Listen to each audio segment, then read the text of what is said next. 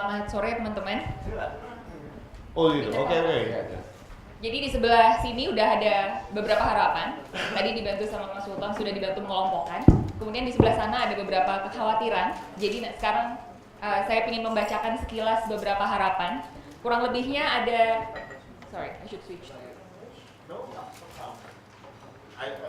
Would be better. Okay. So there are 3 groups of hopes, and there are several groups of worries. The first group is basically around the area that we would like to learn more from the pastor and the imams. So what are your specific experiences? So for example, I would like to hear more about how did you transform from hatred to love, to dig more about the experience, about the knowledge. So I will club that into the pastors and the imams' experience. And then this area, there are a lot of hopes about how we can network with other people. So how we can network and learn from other participants, how to have a place for us to collaborate together, how we can have network among peace builders across Indonesia. So this is around the area of network. And this area is basically about skills, and a lot of us mentioned about we would like to learn about mediation skills, new skills about conflict management, skills and mediations, institutional transformations. So this is all about mediation skills, and I hope that, I know that all of us will hope that we will get at least these 3 things after the 3 days of workshops. All right, and then I'll move to here. So there are several worries that we have clubbed. The first one is on the area of whether the learnings are going to be applicable. Yeah? So whether, we are just discussing and glamorizing the issue, but we're not able to implement this in our organizations. We just stop the discussions in this room. We are stuck and just going around at the same issues. So basically, this is all about the applicability. So what next is no next. So I will go through the grouping first, and then probably there is a little bit of suggestions on how we can overcome this. The second one is actually there are a lot of people that says that we might not have enough time. So time is too limited, 3 days is too short, not much time to gain expectations. So this is not enough time. So maybe we should have a 3 weeks long workshops about it. Are you available? Is that sustainable? And then there is, since IFA Foundation is here, there is concerns about funding. So whether we will have enough funding to do more interfaith peace projects. And there is barrier to sharing. There is someone mentioned that I cannot articulate or share my experiences in an interesting way, or dishonesty in explaining the fact, I'm not sure what it means, or I'm numb and discouraged. And then I club everything else into others. Basically, the process is monotonous. And then someone say, I don't have any concerns. Oh wait, there is. If the program management is not optimum enough, I worry if the session does not meet my expectation, which is over there. And there is one more.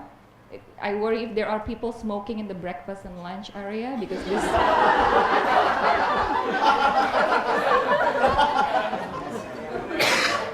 Because this person is apparently highly allergic to smoke. It's me, by the way. So those are the 5 groups of concerns. Probably I would like to get 1 suggestions on each, on how do we think we can overcome the applicability issues, how we can overcome the not enough time issues, how we can overcome the funding barrier to sharing, and everything else issues. Applicability. Does anyone has any idea on how we can make sure that the result of this workshop is applicable? Ayo. For me, if there is a lot of case studies, that will be very, very helpful. If I don't know, some For example, in mediations, like the issue of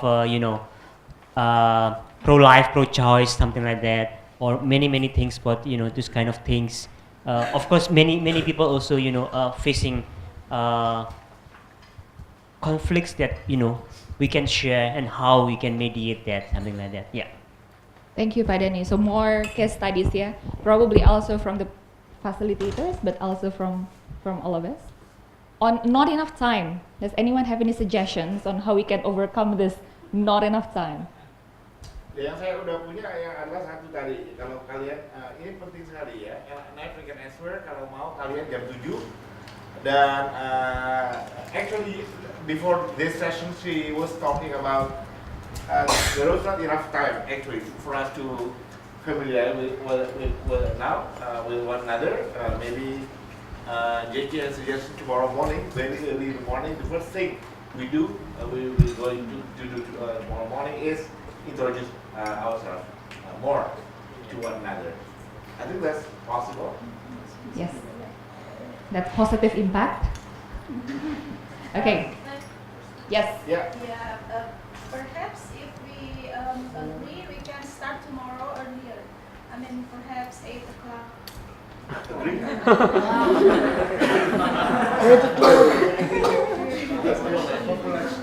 Not acceptable. Come on. You facilitate the discussion. What about So start earlier, or we will end later today. I think 8:30. 8:30. 8:30 is okay? Yeah. 8:30 okay? Yeah. 8:30 Pak Ihsan's time, not 8:30 Indonesian's rubber clock time. All right. And then how about the funding issues? Does anyone have any ideas on how we can overcome the funding issues? Actually, this is from my work. Oh, okay. So you don't have any solutions yet, Because okay? I know whatever is here maybe second answers. I think in the next future maybe second TIFA especially can allocate some grants for interfaith activities in many areas. Yeah, and actually in the next few days we're going to have a session. We're going to have a session on funding, so hopefully this will be answered or at least discussed a little bit. Barrier to sharing. Is there? I think this is a little bit vague. On the others, is there anything else that we can make sure that these are covered? The process is monotonous. Too much concepts. Pastor and imam maybe speak slowly. Oh, faster. Faster. Slowly or? Yeah. So the request is to speak slower or faster? Who wrote it? Slower. Yes. Okay. So the request is that, and I'm sure the pastor and imam heard that. Thank you. And also the smoking. So Smoking is easy. Let's go away. Let's go away. Hey, smoker, go away. Write down tonight in one blank paper, like a sort of your capability, your talent, associated with your background in dealing with the peace process. So tomorrow when we put it on the wall, we know who will support whom as an output of the process. It's like, we know from Reta, just capable in Reta. Canon, photo story, for instance. Okay. Somebody else also. Okay. Photo story. So please help us tomorrow morning. We can submit it. Okay. Yeah. So we need much more short.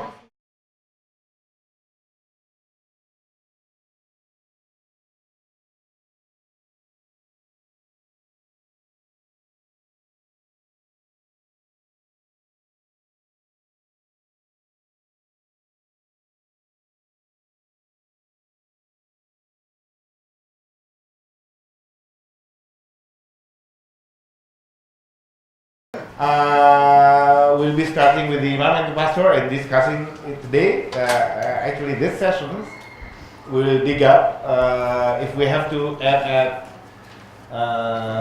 360 would be just fine because 5:30 and after this 7 p.m. tonight we will be watching. Well, there will be an African answer here. Discuss. Okay. Tomorrow morning we will be starting at 8:30. Okay. My time. Okay. Ini udah siap semuanya ya. Silakan tanya dan siapkan pertanyaan yang susah ya kepada Imam Asyaba dan enjoy the movie. Tolong dimatiin ininya, apanya, lampu-lampunya. Most of them were still their business. They eat and drink in the morning. Some of them are ready to go for the business. Some of them are preparing to go in mosques. Kasih tepuk tangan yang meriah sekali kepada Imam dan Pastor. Oke, question. Siapa mulai? Ya, go. Go. Okay, thank you. That's a very inspiring and motivating movie. I have some reflections about the movie. If I can reflect that there were 3 root causes of conflict in Nigeria. I've seen the movie. That's one is political, second is extremism, and the last one is economic. It's mentioned in the movie, and I want to know a little bit more about. Can you tell us about the context, because it's not really noted and in the movie about the extremism, politics, and economic. And if you can reflect the latest situation in Nigeria about about the current situation in terms of interrelations between Muslim and Christianity, is there any potential conflict if there is some impetus related to politics and economics, and also what kind of interfaith mediation do you address? If I can classify that there are 3 interfaith categories. It's theological interfaith and political and peace building interfaith. So are you working in these 3 areas together in addressing or in solving the problems in your country and other countries in the world with the same situation? Thank you. Can I just correct other questions maybe? Please, menurut saya lebih fokus kepada transformasi personalnya, misalnya akan lebih asik ya. Quickly please, sehingga lebih banyak lagi orang. In English, I don't want to. Okay, in English. I like to ask about what really drives you to transform your heart into from the militia into peace builder and come together with Imam Asyaba. Because I don't really see that in the movie about what kind of transformation do you have? Did you feel tired and also very sad because lost so many people, or is there any other reason that make you transform yourself? And the second one is, it's just my assumption that even in your own church or mosque, there are diversity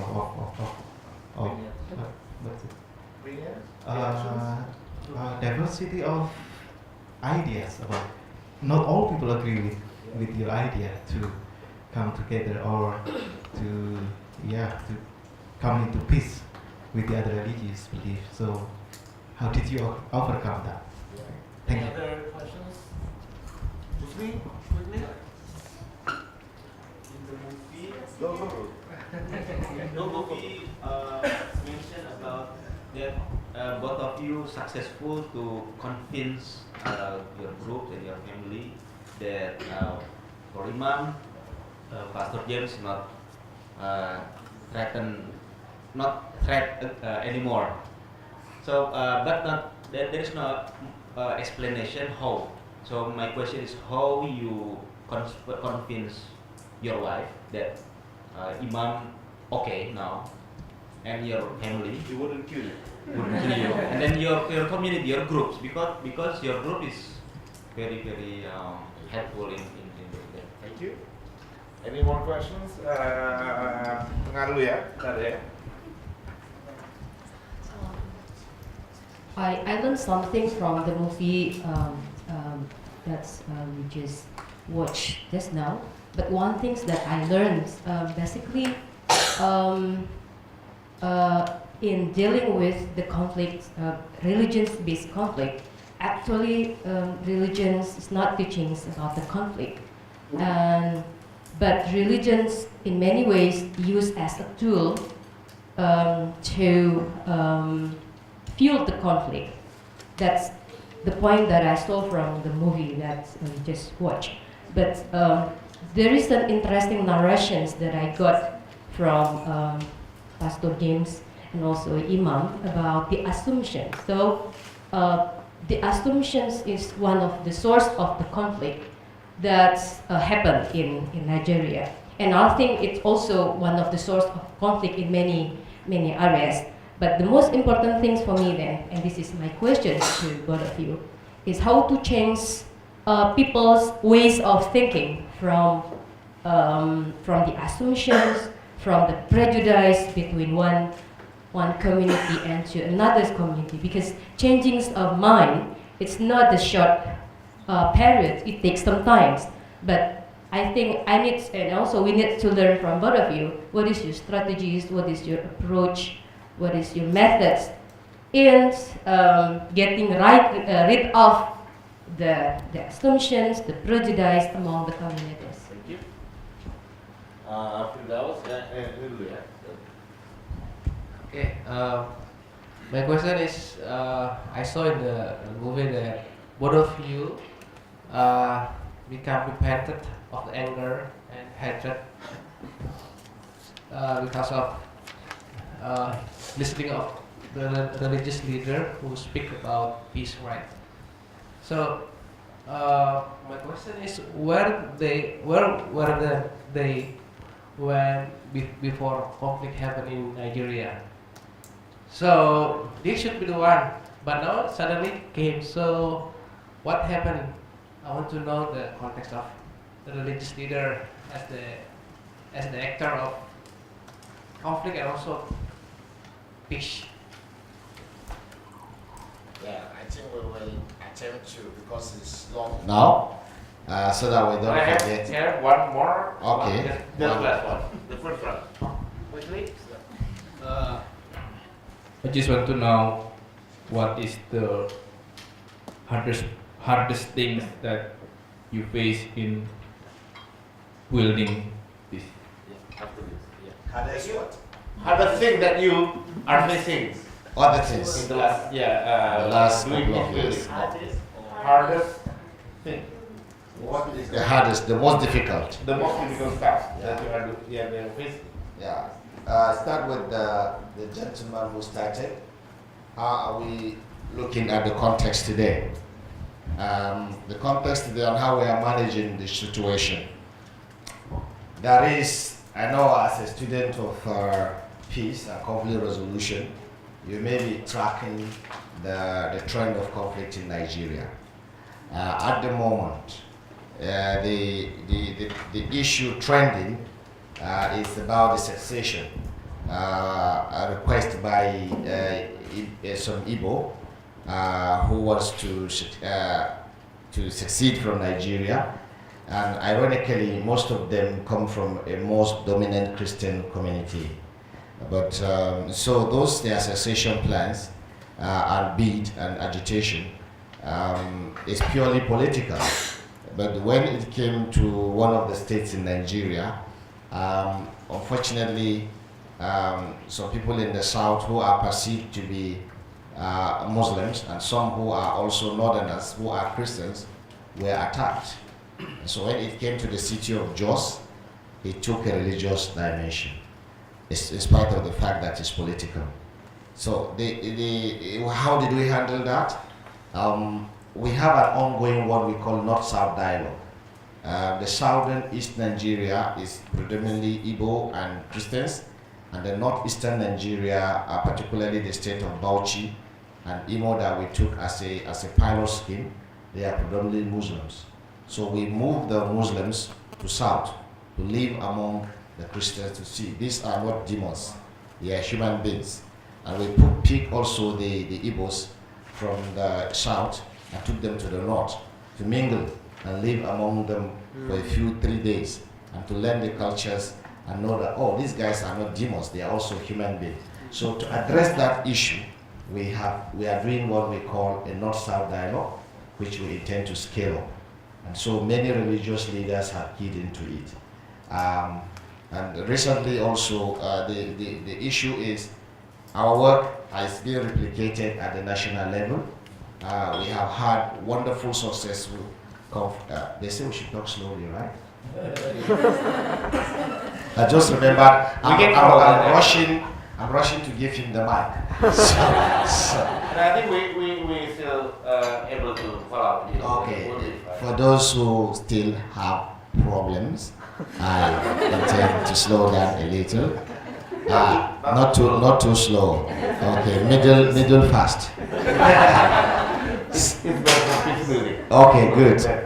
Okay, so we were able to do that, and in the whole country now we have had 3 or 4 successful national conferences that has to do with religious leaders, very senior religious leaders, and then the middle, and then the few low religious leaders at the grassroots. And we usually will address thematic things, like first one was to marshal out a roadmap for Nigerian religious leaders to come together and address hate and dangerous speech, and to address issues of violence, and which they did. 2, we had that we did with on child spacing. Very difficult to bring religious leaders to talk about these important things that are based on theological belief. So family planning and child spacing, they gave it to us. The child ad right, they gave it to us. Gender and equality bill, they gave it to us. So everything that is value-based, and most organizations cannot handle it, they say, the imam and the pastor, come and help us. So that is the strategy. I stay here to say, which one? Fear. It was difficult, like you hear him said in the film. Some young people did a fatwa on him, and that is to say he should be killed. And we have to rush to senior religious leaders who understand the context, and they gave a counter fatwa. Because there was pamphlets, they made some flyers and dropped them around the mosque, one of the mosques, and said they spread it that his blood is justified for working with Christians.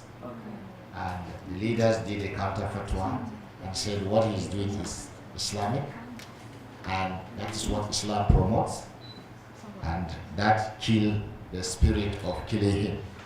And on my side also, some young people felt what I was doing was compromising the Christian faith, and we went to the leader. I went to one of the leader, my boss, then in the Economical Center where I'm working. He said, we'll support you, go ahead. This is what Christ will do. So for now, everybody, those people who were saying kill them, are now saying praise them, because of the issues of violence, the Boko Haram violence, the violence in the South where oil is drilled and people are fighting, and now the Igbo. Everybody wants religious leaders to come now. So they are looking for religious leaders as you are looking for money. So it is now the sexiest thing to be a peacemaker if you are doing religion with peace. Okay, Imam is giving me the question that I should answer. I like that because I didn't write, he wrote. Mindset is using religion. You see, somebody said, how did you change? And it's not visible. I think Imam also said he met his spiritual leader who gave him the true faith of Islam. And from them, he's changed his mind about the killing and violence. And he approached me. And forgiveness, which Islam promotes. And for me, it took longer time, like I said in the film. From time to time, for the 3 years we were working as friends, I was tempted to suffocate him with a pillow. Yeah, sure, because I felt quite hot.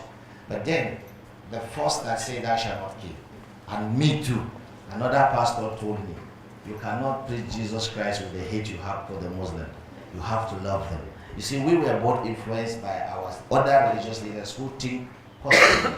And that is the energy we two were sharing. And many accepted, some did not. But now, as I use the word, the sexiest thing in Nigeria now is for a religious leader preaching peace. So the violence around Boko Haram, the violence around Niger Delta, the violence around different agitators has made the religious leaders the bride. Everybody wants them to say something because when you speak as religious leaders, people listen and they obey. So the strength in our faith and interfaith is very, very strong, and you cannot overemphasize the importance of faith-based approach. Where is the source of your strength between negative and positive imams and priests? How are you able to work between the two? Imam is a very crafty guy, very intelligent. Yeah, he's helping me. Okay. How were we able to work towards negative and positive energy? You know, we have been influenced negatively before. And we went around all the places where we have said kill before and said, no, don't kill. This is the better way to do it. Go closer and show love. And we're able to get, some of them agree. You know the famous leader of Boko Haram, Muhammad Yusuf.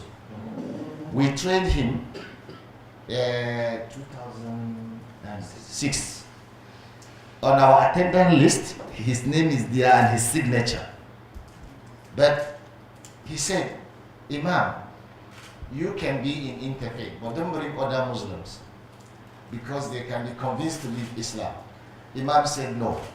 Islam, Muhammad, peace be upon him, had done dialogue with the Christians. Why are you saying we should not do dialogue? So we're able to use the same religious books to change negative people to become positive. For him, he listened to us, but he did not change. Some listen to us and they change. And those who listen to us and change are more than those who do not listen to, who listen to us and did not change. And we are on the media, national media, talking about contemporary issues, voting, elections, peace, interfaith dialogue, coexistence, neighborhood. We are periodically on the national television being interviewed by veteran journalists, of course on the other international radios like BBC, Voice of America, Radio Deutsche Welle, Radio France International, but not Radio Indonesia yet. so we talk and people listen, and that is the strategy. Imam, enough of this question. Can you answer the rest question? Before you do that, because I don't know, how does your wife, yes, your wife, and supported you in this and your community? Yeah. What was the source of that strength? What about your wife, which is the immediate one, and they see them together and they feel now chatting?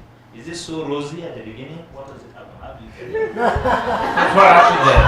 Very important. I think he has taken away this moderation from you, but it's okay. It's teamwork. This is the team spirit. Yeah, initially, our wives, he told me about his own, and I told him, so I'm sharing what he told me about what his wife said and what my wife said.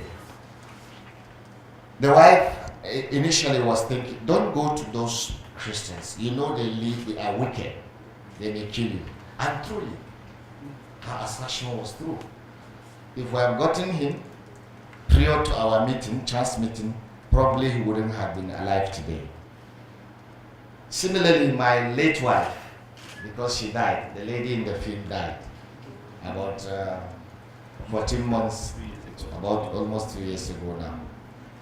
She said, don't go, you see that guy, and he comes with turban on his head and looking mean, you know, as a young man with beards.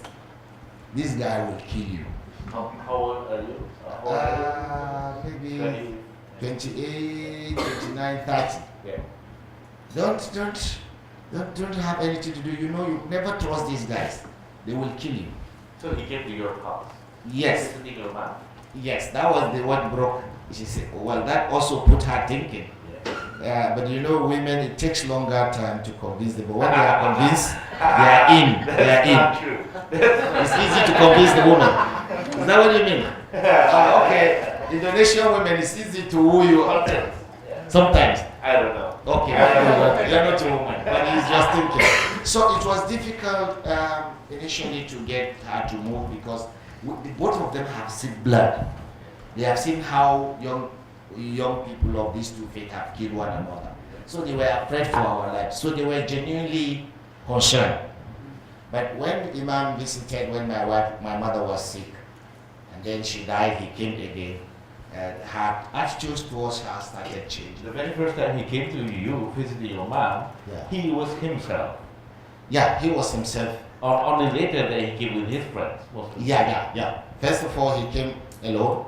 I think maybe he was testing the waters. So he came alone. And when it was safe, he brought his friend. He brought his friend, and eventually, when my wife had our last baby, he came with his wife in her full niqab and into a Christian area, which is something else. Sama-sama pakai niqab. Yeah. So So that was the story. But they became friends.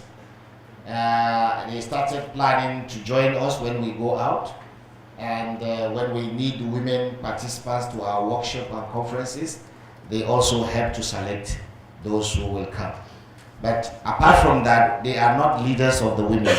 The two ladies you saw in the film, the ones that were talking before our wives, you saw them, are the leaders. One of them is a Christian, one of them is a Muslim. So this is how we run the center. It is not our wife managing the women department. You cannot put all your eggs in one basket. So in case something happened, all of you are gone. Nobody can take care of the children. But that is what happened. And now they're friends. But now she died. Now I have a new wife, and she's not yet into this thing. And I hope that we will get her in. Eventually, she will understand my work. Last question from you. When did the very first time you met after the fighting? Yeah. I think Imam said it in government house. Yeah. Imam is putting me at the spot. Okay. The first time we met was not because we want to meet. We didn't plan to meet. There is the problem of immunization, poliomyelitis. So some people feel that Pfizer and other international bodies are bringing immunization that will sterilize boys and girls, and they will not have children. It's like birth control strategy. So they didn't want to have their children immunized. He is a member, he was secretary of the National Council of Muslim Youth Organization, and I was the assistant secretary of the parent body of CAN and the secretary of the Youth Christian Association of Nigeria. Both of us were invited by the wife of the governor of our state to come and listen to her, so that we can now go back and spread the information in the masjids and then in the churches. So, and that was the first time after we had fought on paper, our boys have been in battle, we were meeting face to face in the government house, where you cannot fight, the security are there. And so a journalist who happens to know me in another committee on drug control and drug abuse and control and he also be Imam's friend in the Muslim Aid group of young Muslims, knew both of us, and he was the one that started the magic. And during tea break, like you have here, Was it? yeah, that time I was still taking coffee. So he held our hands and said, then we're not Imam, he called us by our first name, James Ashafa, I like you to talk. You can keep this state. Kaduna State was then his talk. You can keep this state in peace. Please talk. That was the beginning of the journey of 23 years now. Our hands that we held, and Imam said, can I see you? I say, can I see you? And he was pushing in order to come and disgrace me, because he used to learn a lot of Bible, and he is called Junior Ahmed Didat. So so he wanted to come and debate with me over the Bible and me over the Quran. Theological issues. But he had more Bibles, different translation, and I didn't have one single Quran. So when he said we should debate, I felt I would be embarrassed before my followers, and I told him, we can't do debate. Let's do dialogue. And say, can you tell me what is salvation in Islam? And I'll tell you what is salvation in Christianity. And that was more softer ground to pray. Because if he floors me in the debate and he wins the debate, I'll be ashamed and embarrassed. So to avoid that, I said, let's do dialogue. And that was how they gave birth to what we call Muslim Christian Youth Dialogue Forum. Later we became older, we went to a conference in Northern Ireland. Those they call youth were people 18, and we were 31 or so. They said, no, you don't fit to the youth, you are elders. So we went, and when we came back to our country, we said, oh, we are no more youth. Okay, let's change the name. The name became Muslim Christian Dialogue Forum. There's a problem with the name. The name, why did it start with Muslim? Why did it start with Christian? So the young people with me say, you see, you have compromised. C come before M. And why did you allow M to come before C? So because it was Muslim who approached you in the very first place. Yeah, the Muslim was a neutral Muslim. It wasn't this crazy one.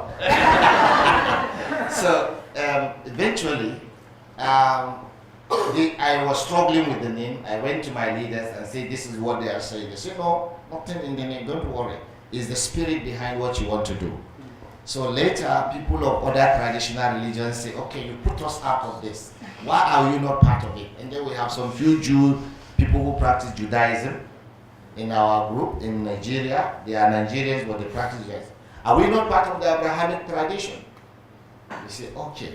So we now say the name to Interfaith Mediation Center, which is an inclusive name. And there, they didn't beat me again for allowing M to come before C or C to come before M. So this is the thing. Another option is interreligious. Why didn't you use the interreligious, but instead interfaith? Yeah, interfaith is more inclusive. Yeah. When we talk about interreligious, it's between just two religions. But when you say interfaith, it's an umbrella. We don't know what faith will come in future, but create a space for new faith. Though you do not agree with what they teach, well, you give them space to express themselves. So the birth of interfaith mediation. Can I ask you a question? Can you tell us? Let him answer the question first. I think the last question is what I want to respond to. What is the most difficult thing you ever face? The most difficult thing you ever face? I think there are so many of them, but I will share 3 with you. The first most difficult thing I ever faced that I will never forget, and when I remember my heart beat, was when we went for mediation. Mediation in a remote community where Muslim and Christian are fighting and they maim and kill themselves. And we are sent to go and assess the level of humanitarian services, relieve those community needs. We went there A day before we come in the night, there's still a mass killing in that community. So Muslims group invaded that community to revenge or whatever, to attack that community. So we moved from the Muslim groups together and we went to the Christian area. And the smoke was on, and we have to have a military escort because there's peacekeeping force. Peacekeeping force. You know, we do peace, we don't do peacekeeping, we do peace building. They do peacekeeping. So with the gun, they have to escort us to that community. And I was there, I was moved by the pains I saw of a woman and a child, and I was trying to buy food to get food for the woman, and somebody was eyeing me with a gun. Somebody was there, he asked pastor for his particular, he showed him his ID that he's a Christian from the Ecumenical body, he do this and that and that. Then the military sent that a sniper is targeting me. So the military gave me a body backup and was saying, it's time to go. He gave me he make himself a human shield. And they don't want to shoot the military guy because they know the military will come and fight back in their community, but they want to get you at me. So they were setting the gun and they said, you have to move. Look at my back. They are setting on you. Please move into the car now. I said, no, let me finish. They said, hey, please move into the car right now. And when I was moving into the car, look at the other direction. I saw the gun pointing at me. And immediately we moved into the car, it says zoom. And the car zoomed out of that community. I think that is the most difficult when I face-to-face encounter with death. From somebody who was angry, losing all his loved ones. And he saw this is another Muslims. So let me revenge on these Muslims what his brothers has done to me. You know, many of us become victims of these are stereotypes and prejudices. Somebody hurt you somewhere, you want to revenge on his brothers somewhere else. I think that I will never forget. But when most look, you will have been gone by now. So that is one of the most difficult thing. The second difficult thing I faced was the loneliness. Loneliness when we started the journey. It's that nobody is willing to support me. The whole Muslim Ummah is silent. Nobody is coming my way except those who are against me. And they raise their voices against me, raising support to say, what I'm doing is bid'ah, what I'm doing is kufr, what I'm doing is anti-Islam. And the religious leaders, the senior religious leaders, the most enlightened, nobody is talking. At times you start wondering, am I really right? When I go on one-on-one to ask questions from the sheikhs, they say what you are doing is right, it is Sunnah, it is Islamic, that's how Muhammad did in Makkah, that is the Abyssinia, that is it. But when they come to public, they don't talk in public square. They talk in the inner room. And you start finding, am I really on course? I think at times there's a day in my community they told me, look, you have to move away from this community. You and your family, take your family away. They must not sleep in this community tonight. Say, this is my, say, look, I was part of a meeting where they were eyeing you that tonight they must get rid of you or your children. So take them away. And I have to take my family away. I'll move them to my family house somewhere else to save space, pending when they will be able to move that. That is the second most difficult thing, where it is Muslim community, you two have a meeting and they want to eliminate me. And one of them feel, you need to tell me what is happening, and I need to move. So, and that is the second most difficult community that has to do with my life. The last one was, it has to do with convincing this guy. This is the most difficult man in my life. Sincerely speaking, is the most difficult person. To convince him on any issues, I have to go extra mile. I have to have patience, I have to talk and talk and talk. And he will not tell me yes or no. Okay? Okay. Until the action comes. Before I know, is he on my side? Or because he didn't have the language of no. He doesn't tell me no. And I don't know why he tells somebody no. Neither will you hear yes from him. This is the most difficult man in my life. To tell you yes, or no, whatever you say, okay. But you were certain that he was the one that you should approach first. Absolutely. Why was that? Because destiny just put that. You know, at times you marry somebody not because you love her, but because destiny put her on you. He is the man, I'm the woman. So, and then the second difficult moment with him was trying to convince him to be a Muslim. Oh, you tried? I've tried that so many times. I play all the trick. I talk to him, look, I know the Bible. And I know the Bible. Over 70% of the Bible is in my brain. I was privileged to go through a missionary school at the point in time. So I know what it is. The Ahmad did that. Absolutely. So I try to convince him, whatever I say, he say, okay. But already, you know, you believe in Jesus, I believe in Jesus, it's okay. So he never, up to now, I want you to help me pray for him so that this brain should open and become Allah Akbar. Thank you very much. Allah Akbar! So maybe he has difficulties. But the fact that he's still, you know, Christian, are you happy with that? Are you happy with that? You make you happier than... I am happy with him as he is, but I'll be more happier if he become a Muslim. And I think it was also your hope that he became a Christian. You know, somebody mistakenly said Bishop Ashafa this morning. I said, yes, you will be a bishop. So, I think maybe when we go to the gates of heaven, we'll do the final negotiation. Yeah, and you are in front of the gate, you are Muslim and he's a Christian. That's it, we'll change. You go yeah, there. you can do that later. I think why I asked you that question because one of the strengths of your appeal today is that you are Muslim and Christian.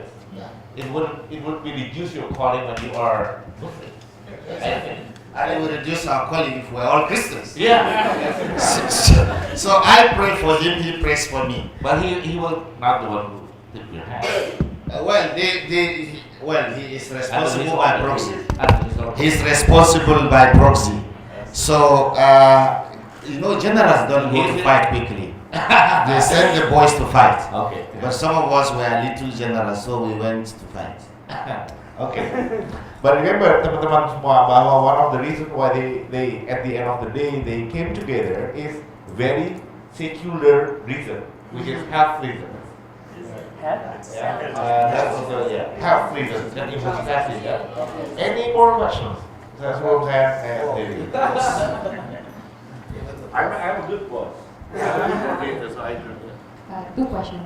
The first one is in the movie, there are a lot of instances where you have a turning point, where you met each other. A lot of them are happened by chance.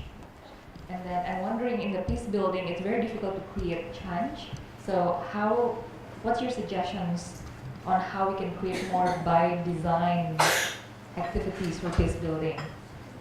And the second one is, it's a very tiring journey that it's physically challenging, it's emotionally taxing. When you are down, what do you do to motivate yourself? My question is, like the first question, but I want to know in more detail. I don't know why I want to know, but I'm just curious. I mean, like you in the film, you said that Imam heard a sermon saying that you should forgive your enemy, more or less like that. It's a khutbah on Taif. Yeah, and then you also mentioned just now that you met during the tea break in one program. When you met there, did you already heard? I mean, like, were you already convinced that you have to forgive, or I mean, when did that happen? It's I gather it's not all of a sudden.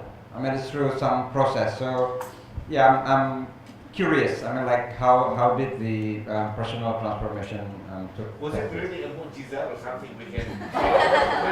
It was mu'jiza. It's hard for me to follow. Yeah, that's the question. I mean, the second question is like, is it by chance or, yeah, what are the conditions to reach that If you are a point? chosen person, so I cannot follow you. Maybe. Siapa? Enggak. Siapa tadi? Oh, Yes, the ladies. you, ya. Okay. Thank you. Two questions. The first one is I didn't see in the movie how you actually develop the centers. Who are your stakeholders who support you? Perhaps there are NGOs or maybe government offices or other religious leaders who really support your centers. That's the first question. The second one, actually related to Pak Zainal Abidin Balir question. Are there any spiritual experiences that you experience related to the changing attitude? Yeah, for example, in Islam we have what we call salat istikharah, and we try to reflect on the spiritual basis. That's the question. Thank you. Thank you. First, once you decided to swift the path, to the peaceful one, whom was the one whom you talked to first? The first person whom you talked to, and how did you convince him or her or them? And then you were still so young, in your early 30s, both of you, I believe, I assume. Well, 30. Nabi Muhammad 40 tahun. Yeah, I know. Yes. How did you convince? How come that you were listened by the people? The fact that you were still there. Last thing, I'm afraid that it's too personal, but I'm just curious. You mentioned in the movie that you might hurt one another, and I'm just curious what would hurt one another in your case. Thank you. Okay. Masih ada satu ya? Thank you, Pastor Imam. I think I just want to go jumping something to my question is I think if in before session you said that there's also conflict entrepreneur. Can we say that conflict Muslim and Christian also produced by hidden actors? And after that, how can you deal with them? And have you ever met them, for example? Yeah, that's my question. Yeah. Thank you. Your turn now. Okay, go ahead. Yeah, I think I forgot something very important. How you not transfer but build the cadre. The cadre. So we all will die, and then how you produce ourselves. And other imam and pastor in the future. Replicate ourselves.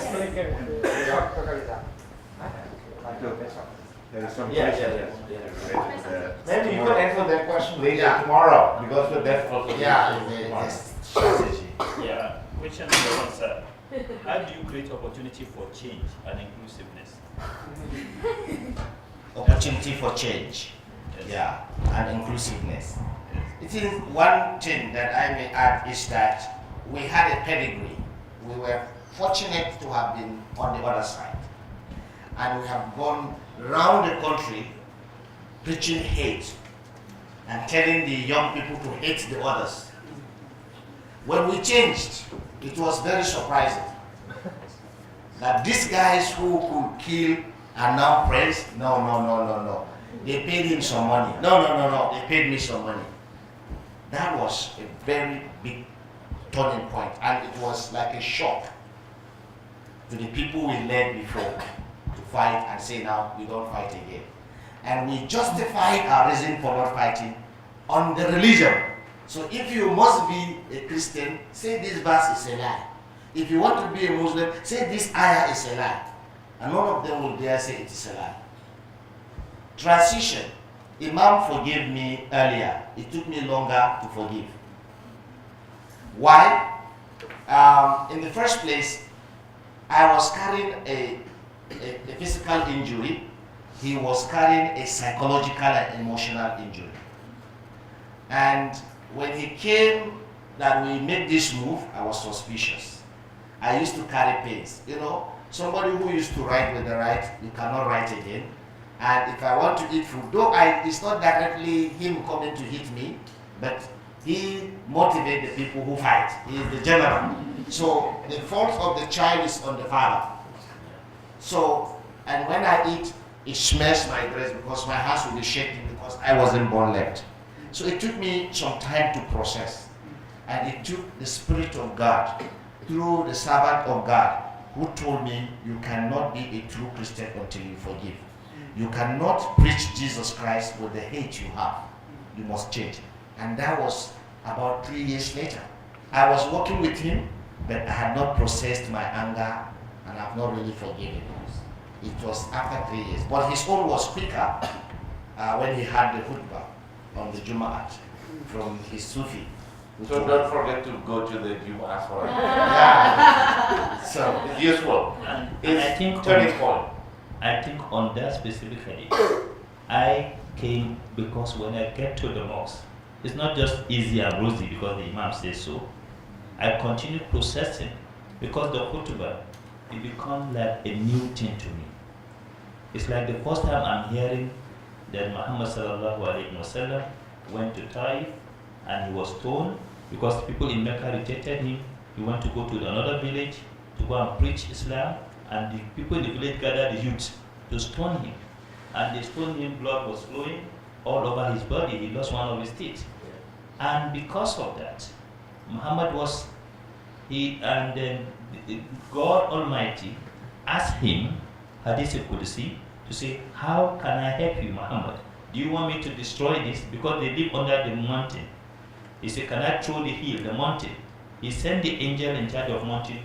If Muhammad wish, he should just give an instruction. He will turn the mountain over the whole village and crush them, because they hurt him as his beloved one.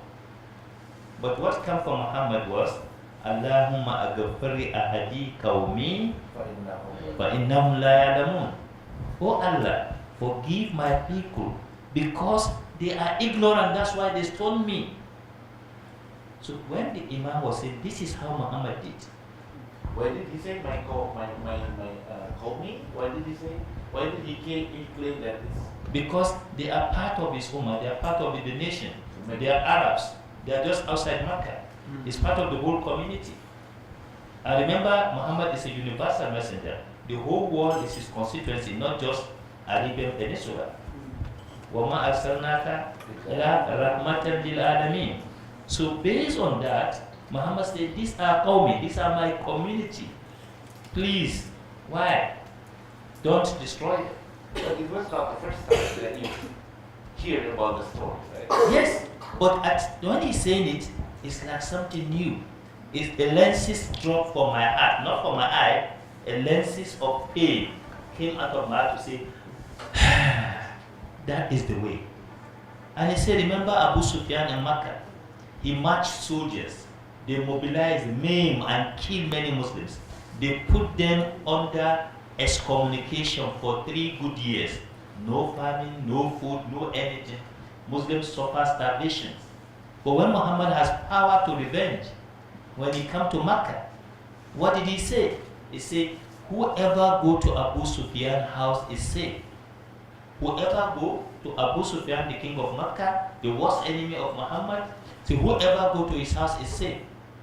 The house of Abu Sufyan is the safest place you can be. Whoever is not in that house is our enemy, and we shall fight him. So everybody moved to Abu Sufyan's house. When Abu Sufyan opened the window and saw Muhammad and thousands of Muslims around the Kaaba, according to the Imam on the khutbah, he said, what did he say? He turned to him, his wife. Remember, his wife killed Sayyidina Hamza. Hamza, an uncle of the Prophet. She cut off into pieces, removed his heart because of the anger and enmity. So he went back to her as his wife and said, look, Muhammad has taken over Makkah. He has given her the honor we cannot afford to give anybody. Makkah is for Muhammad. Makkah has fallen. She shouted and said, I lost my dad. I lost my brother. How can you say that? He said, no. He has given us what we cannot give, the honor we cannot give any other person. So saying this word, he said, Muhammad conquered Mecca, not with the sword, not with the sword. He said, you cannot be true Muslims until you find somebody who has hurt you deeply and ability to forgive. And that was the time I'm happy I've seen Pastor James. I'm trying to see how I'm going to fool him into another corner of a place and get rid of him. I really want to eliminate him. I really want to kill him because I lost my beloved one. I lost my spiritual teacher. I lost my cousins in the battle, and it is his own group. So I'm just laughing, smiling in the government house when we met with him. I remember that once you said that, I know he lost his hair, but it's not enough. I was not satisfied. It's not enough he lost his, and I want him to lose his life. So that was the journey. Are you getting the point? So that was the pain. But with the word the Imam has said, but if yes, Hafsa, the daughter of the prophet, was lost, she died because of that. And then others have died, they lost their property. And Muhammad forgive. If truly you are following Muhammad sallallahu alaihi wasallam, he said you have to find somebody who have fought you the most and forgive you. It was a challenge, like the Imam was talking to me. So the next thing is to say, and I was remembering Pastor James because he's the worst enemy I have. James and his group. How can I forgive them? It's okay if I want. Then I was crying. The next thing is Umu li Salat. Let's pray. He finished the khutbah, I don't even know, I was deeply thinking, crying. Somebody touched me. Let's pray. And we prayed. After praying, I went home. I was sick. Throughout the night, I was reflecting. How can we, the enemy? So Muhammad conquered his enemy by forgiveness and compassion, not by hate and vengeance and the sword. How can we do that? So I was reflecting over different verses of the Quran until deeply I become convinced to say, look, I need to do this. I did Salat al-Tasbih. Not the istihara for looking for husband or wife. So I did Salat al-Tasbih, the law of purifying my soul and making Allah to help me make a choice, a decision. Ada di dalam yang disebut salat istikharah itu buat nyari mana yang minta. Tapi bukan salat itu yang dia bilang. Tasbih. Yeah. So Salat al-Tasbih become a purification of the soul. I did that and asked him for Allah's hidayah. And on the third day, I make up my mind to move. So I had to continue the journey. So now to convince my people is the most difficult thing, especially those in the network. You know, you have the inner purpose to convince the cult. And I say, they become divided into three. They say, I'm crazy. Once they hear Shafa, you are crazy. Stop that. Don't say it here. We can't afford it. We must deal with them. You can't play with the snake. He says, the poisonous snake you cannot play with. I remember this idiom. So you have to. I said, no, we can tame the snake. I saw people who tame the most poisonous snakes. They said, no, you can't tame this. I said, we can. And it was a serious argument. But along the line, and I have the way, and then people become split. Minority follow me. And then we continue going. Himself, he has only very few who follow him, who believe in what he says, and we continue the journey. He is skeptical, but I'm convinced that I need to do this. I have to show, to demonstrate my Islam. And doing that, and him demonstrating the true spirit of Christianity, accepting the message, accepting me, become the turning point of what we see today. Yeah. So that is that about that. Yeah. It's rough. It doesn't happen. For you to find somebody who have hurt you, to let go, even within your own heart. Some of who hurt you are your family members, not even far away. Some are very, very close. You entrust everything to them. How can you forgive them? And when you let go, we have written a book, Forgiveness in Islam and Christianity. No, it's in Christianity and Islam. Your turn. So how do you forgive? How do you let go? The best forgiveness is unconditional forgiveness. Unconditional forgiveness. To let go. To do it not because he deserves it, not because he say I'm sorry, but because you want the rahmah of Allah. Not because you want his rahmah, you want something in return from him, but because you want Allah. Because if you forgive those who hurt you, Allah in his infinite wisdom, Allah says, "Ir'amu kama ar'amuhuma bil ard." So if you forgive those on the land who have hurt you, Allah in heaven will always have rahmah on you. So the concept is rahmah. It is in Christianity, forgive so that you can be forgiven in heaven. It is having rahmah. And part of having rahmah is ability to forgive those who hurt us. I think this is a very important thing. And this is the motivating factor. And that's why, for me, there's no condition. I don't know in Christianity there are conditional that you must attack before you receive forgiveness. He was teaching you.